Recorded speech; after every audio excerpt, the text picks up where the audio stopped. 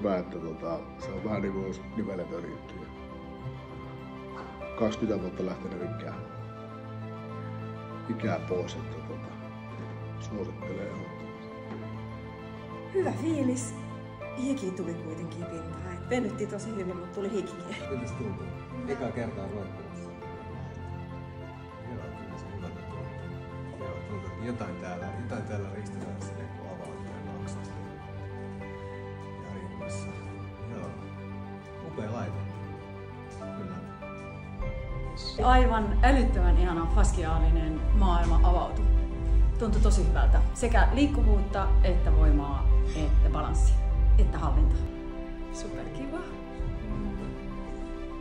Tyyni, rauhallinen ja sisäänpäin syventyneempi fiilis.